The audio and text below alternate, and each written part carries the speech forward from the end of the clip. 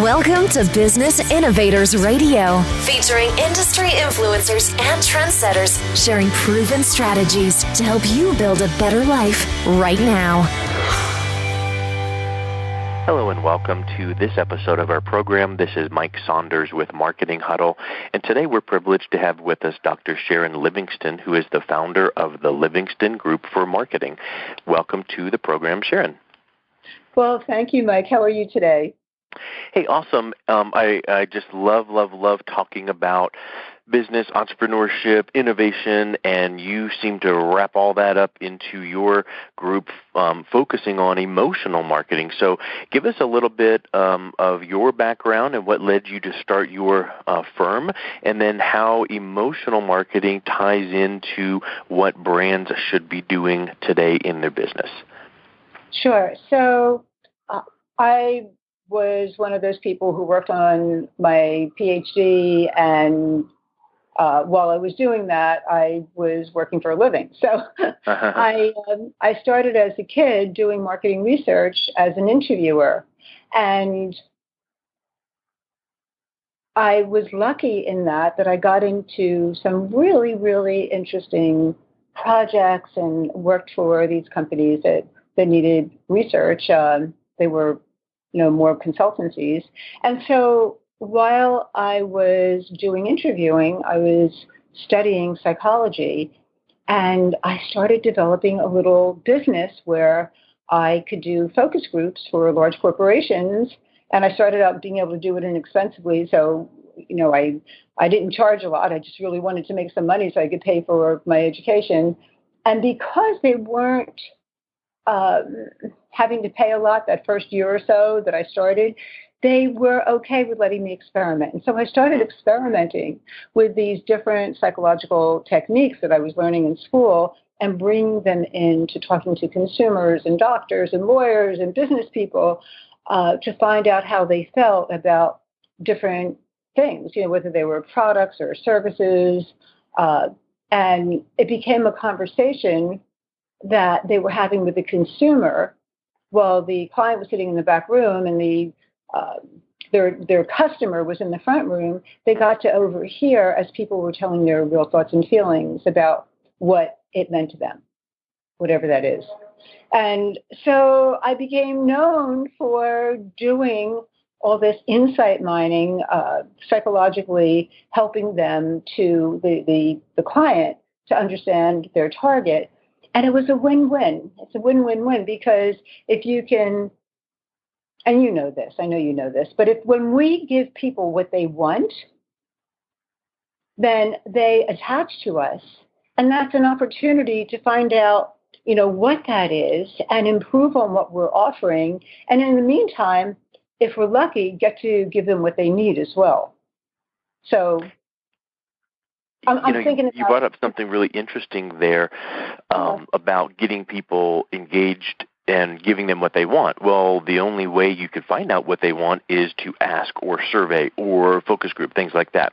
Well, is an offshoot of that focus group kind of concept a way to help innovate in a company where you maybe bring in a different focus group of users of your product or service and have them help contribute what they would like to see changed, added, deleted, whatever, to maybe make either a new iteration or a whole new product even in and of itself.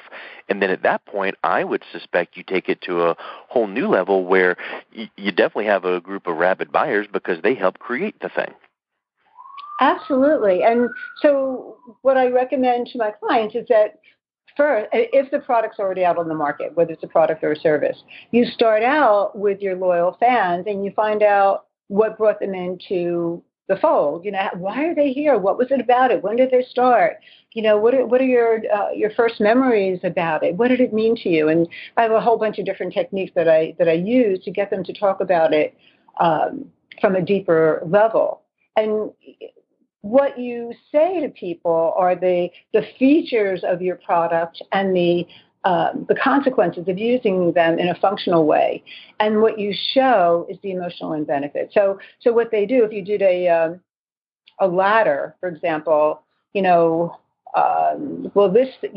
Mike Saunders show is something that I can access whenever I want, because I know when it is and I can get there. Okay, so what's the benefit of that access? Well, I'll get to listen to it on my schedule. What's the benefit of listening to it on your schedule? The benefit of that is that I have control over my life. And so there is an emotional benefit. Now, I went through that very quickly, but... And what's important about that to you? And then the person goes, well, I kind of feel like if I'm in control, and then they continue on. And then maybe, now you don't want to continue that for 14 different layers, but if you go through a few of those, you get to that true heart of the matter of what they really value and really drives them. And I would suspect that you have found in your research that they might not have known that if you asked a question outright to begin with, it takes that kind of laddering technique to figure it out. So what I discovered after conducting thousands of these is that the end-to-end emotional benefit is something that adds to my feeling of self-worth. So there are 37 different end benefits, emotional end benefits. Control is one of them. And so that is an emotional end benefit, feeling in control, because when I feel in control, I feel good about myself. So then what I'll say to them, and I call this a mind walk, I'll say, okay, so that feeling of control, tell me another time in your life when you felt that same kind of feeling of control, having nothing to do with the Mike Saunders show. Mm-hmm. And they'll go back to something, could have been a week ago, but more likely it was a long time ago.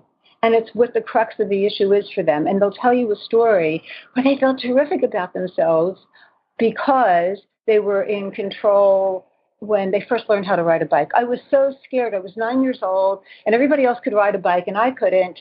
And I finally got on the bike. My brother held the back of the seat. He let go.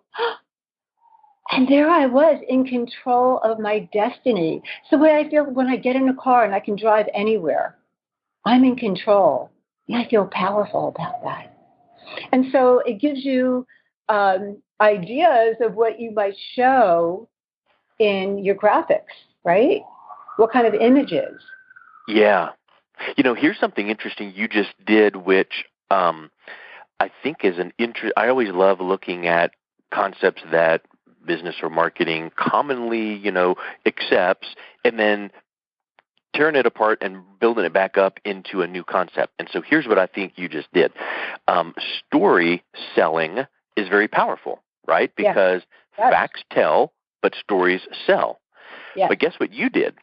You didn't tell the story as the salesperson / marketer of how this product is, blah, blah, blah, and how you should need it, but you told all that up in a nice, neat story. You had the prospect / client do it in an emotional reconnection way so that when you're listening intently, active listening, not just getting to the point, when they tell that story themselves, they're engaging in it. And then maybe you go, and that's really why we're here, because we provide, and whatever their service is. So I think that's a really unique way to integrate emotional and story selling, but do it from the buyer's and prospect's perspective. So it's really interesting what you're saying, because story goes to the right brain, goes to the creative side, and facts go to the left brain. Mm-hmm. We remember the story, and it has an emotional connection. And what the research shows is that we think we're making a logical decision, but in fact, we made our decision. We have that emotional jolt. We have a visceral reaction to something, and that's why we're getting that thing. And then we look for the support in the facts.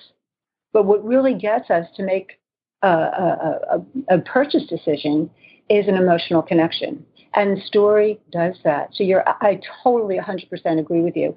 And Another aspect of that, and you mentioned your levels, it reminded me of Maslow's hierarchy of needs, because we all respond to those.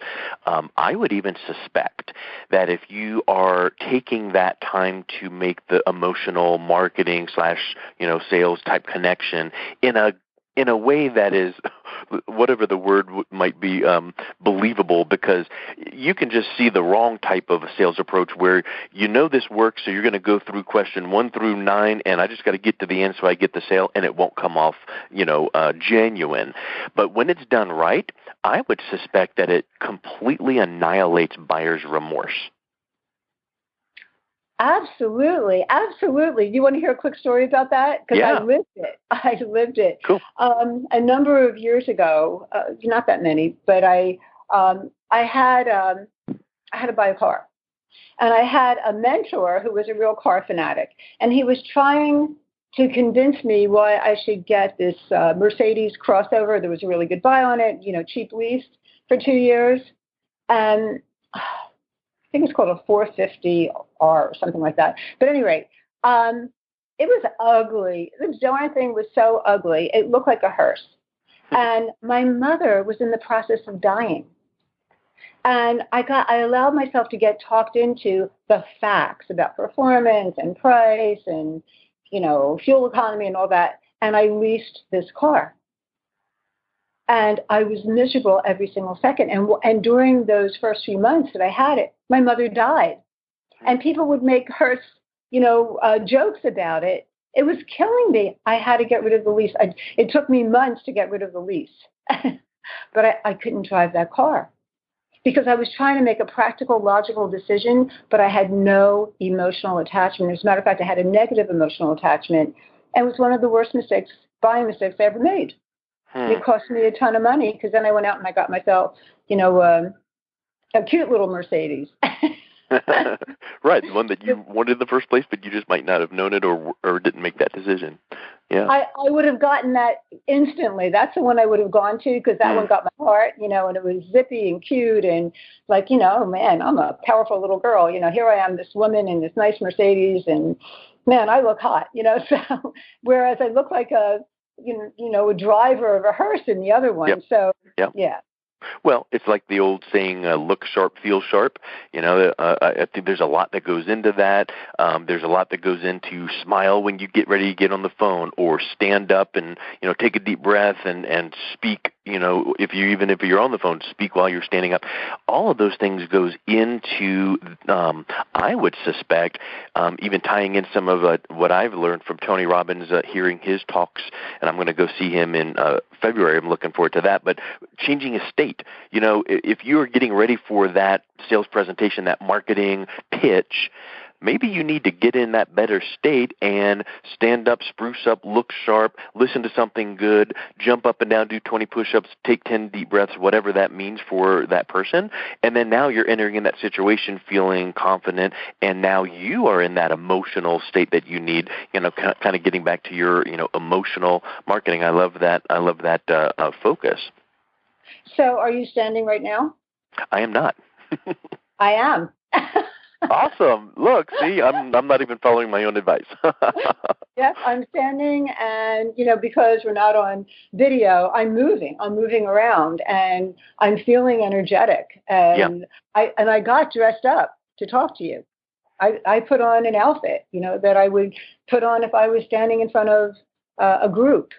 Yeah. So I think that now I'm not standing, but I am smiling, and I did get dressed up for the interview. So, the exact same thing. You've got to do things that make you get in the best state that you possibly can.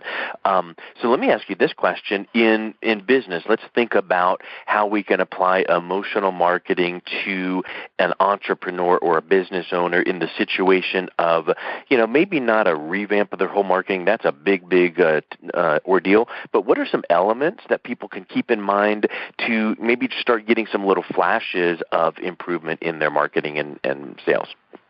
The most important thing, and I know you know this, the most important thing is to talk to your, loyal buyers, talk to your prospects, see where the crossover is, because if there's not a crossover, you're in trouble. But you want to know who they are, what they want, and as you learn what they want, you'll also start figuring out what they need. Because if you don't deliver what they need, even though they're getting supposedly what they want, they'll leave. You have to give them what they want and what they need. And so the only way that happens is by talking to them. I mean, look at how much we're learning about each other right now in this conversation by having this, open dialogue about these issues. You're getting to know me, I'm getting to know you. And if I was doing research with you, like, oh, Mike, I'm starting my new, I'm going to have my new podcast radio program coming up soon. It's going to be called Free to Roar. And, what do you think? And ask you about it. And, what does it mean to you? And who is it for? Who do you think would be really interested in listening to the Mike Saunders Business Innovators Radio Show? And, what is it about to them? What are they looking for? What do they need? And how does that relate to you in any way? Because it's easier for people to tell you about themselves by telling you about this other person that is sort of like them. Yeah, right? It's kind of like, well, I've got this friend, and really it's really them.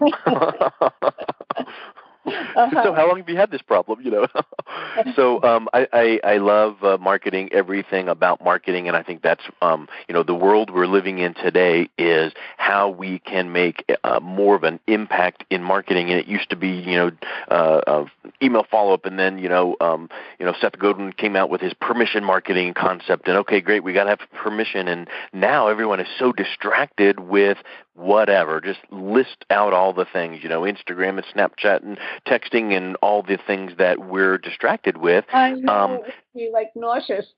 Yeah, how do you cut through that? So let's wrap up with the final thought of how would you recommend for a client of yours to break through the clutter of getting their message that is tightly defined to their correct target audience?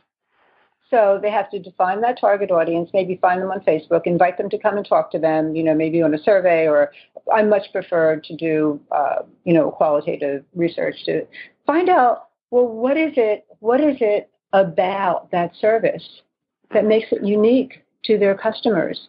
You need to find your USP, your unique selling proposition. You need to know, it might not be what you want it to be. It might not be. You know what? It might be, and I don't know. I didn't take a look. So I'm not sure. Like, what color are your eyes? Hazelish. Okay, so it might be that everything going on, it's those hazel eyes, and you didn't even know. You didn't know because you didn't present it. Right. And but if you knew that, then you're going to focus on, making that have certain elements in your messaging. Yes. It might even be something about the way you design your site that shows off your hazel eyes.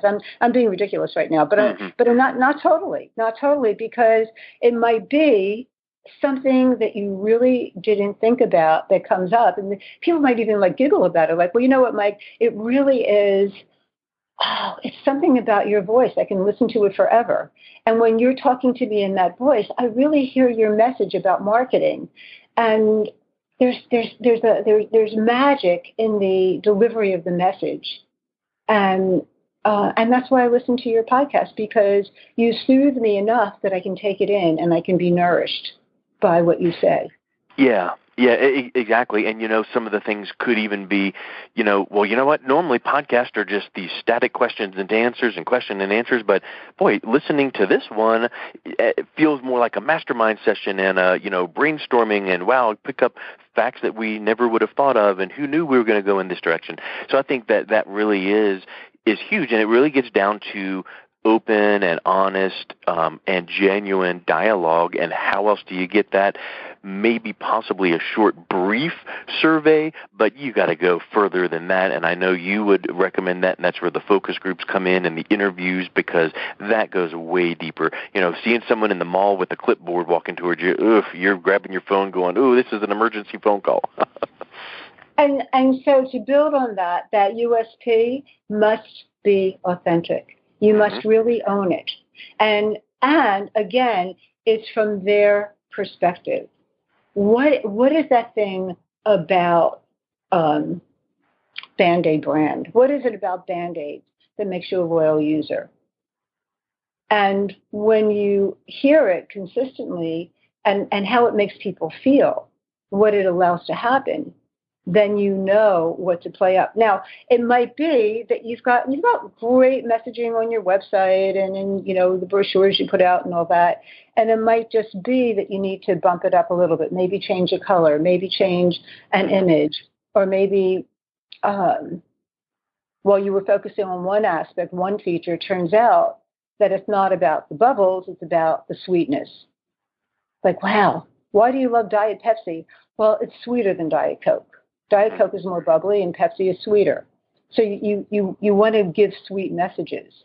Mm-hmm. Whereas with Diet Coke, it's, this bubbly cheerleader. And once you figure out what that is, you need to be consistent.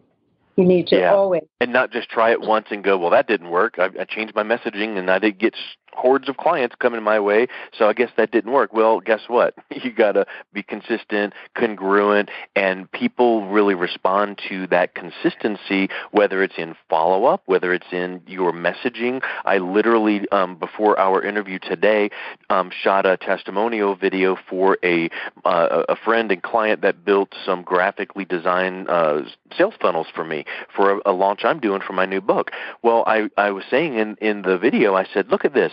Here's the main page, and here's the order page, and here's the webinar and the thank you page. Look at how everything is just consistent branding and congruent all the way through. People, as a consumer, you might not consciously say, wow, this is consistent all the way through, but if it's not consistent, they feel it. There's like that dissonance. So I think that consistency goes a whole longer way than just make sure you follow up with prospects multiple times so you can make the sale. Consistency goes to messaging, goes to your branding, and it really is something that's that thread that you've got to keep in mind. It's about relationship. It's all about relationship. A brand is the embodiment of a relationship, and they want to have something they can trust. So when we're consistent in what we tell people, they trust us. And in order to have an ongoing relationship, you need trust. Yeah, I agree 1,000%. Hey, so let's wrap up with what is the best way that someone can learn more about your service, your agency, and how you can work with them. They go to tlgonline.com. TLG stands for the Livingston Group, so it's www.tlgonline.com. And if they're really interested, they can call me, 603-505-5000. That's my cell. And I might not get back instantly, but I will get back. So excellent. Well, Sharon, it was super talking to you. I knew you would have good information, but I think we took it to a whole different level than what we even expected, and it's just fun to have these little power-packed interviews with some great knowledge. So I hope some people took away some nuggets. So I would encourage you to check out Sharon Livingston's website for the Livingston Group for Marketing at tlgonline.com. Thank you so much for your time.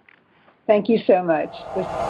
Thanks for listening to Business Innovators Radio. To hear all episodes featuring leading industry influencers and trendsetters, visit us online at businessinnovatorsradio.com today.